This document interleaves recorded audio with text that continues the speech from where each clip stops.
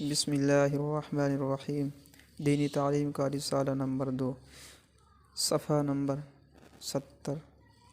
اسلام کا سب سے پہلا سبق: الفاظ، مخلوق، آیت، کلام۔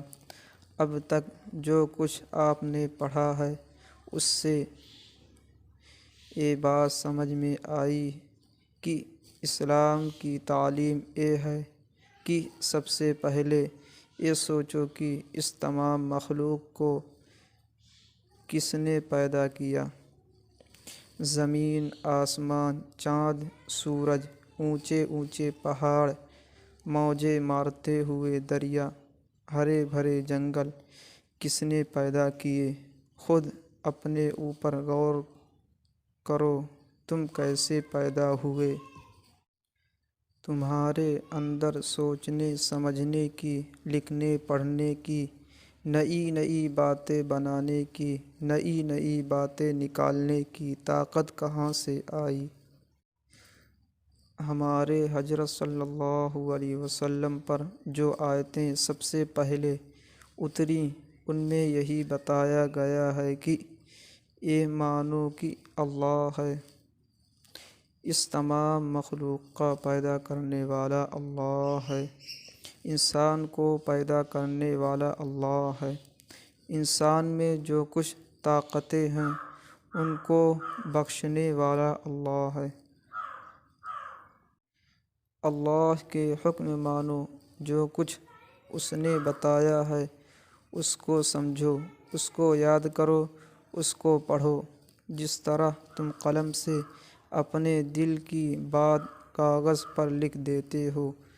اللہ تعالیٰ اپنے حکم نبی کے ذریعے انسانوں کو بتا دیتا ہے۔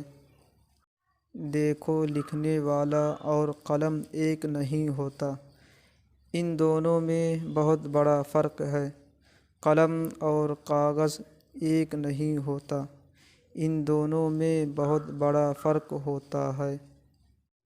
لیکن جو کاغذ پر لکھا جاتا ہے وہ وہی ہوتا ہے جو لکھنے والے کا مطلب ہوتا ہے۔ ایسے ہی اللہ اور نبی ایک نہیں، اللہ اور رسول ایک نہیں، رسول اور قرآن ایک نہیں، نبی اور اللہ کی کتاب ایک نہیں۔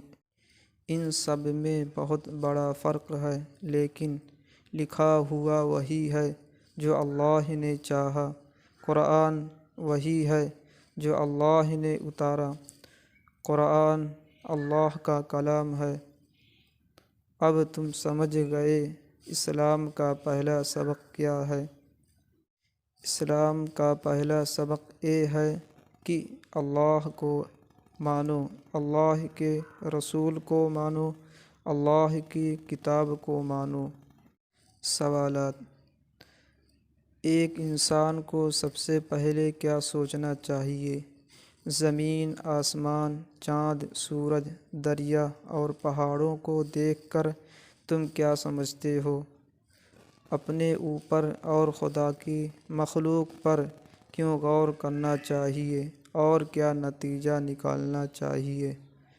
اللہ تعالیٰ اپنے حکم بندوں تک کس طرح پہنچاتا ہے؟ اللہ، نبی اور قرآن کا فرق کوئی مثال دے کر سمجھاؤ۔